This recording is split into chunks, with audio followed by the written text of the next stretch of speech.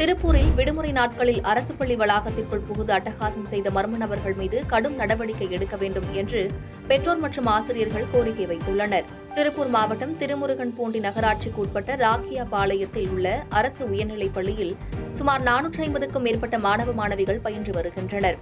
இந்நிலையில் ஞாயிறு விடுமுறை முடிந்து இன்று வழக்கம் போல் பள்ளியை திறந்தபோது பள்ளியின் நுழைவு வாயிலில் சலூன் கடையில் வெட்டிய தலைமுடியை வீசி சென்றுள்ளதைக் கண்டு பெற்றோர்களும் ஆசிரியர்களும் அதிர்ச்சியடைந்தனர்.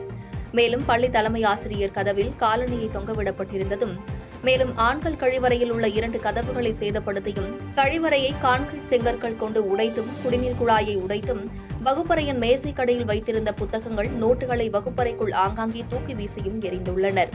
இதனைக் கண்டு அதிர்ச்சியடைந்த ஆசிரியர்கள் மற்றும் பெற்றோர்கள் உடனடியாக திருமுருகன்பூண்டி காவல் நிலையத்திற்கு தகவல் கொடுத்தனர். மேலும் அரசு பள்ளிகளில் இதுபோன்ற அத்துமீறி நுழையும் நபர்கள் மீது கடும் நடவடிக்கை எடுக்க பெற்றோர்கள் மற்றும் ஆசிரியர்கள் கோரிக்கை வைத்தனர்.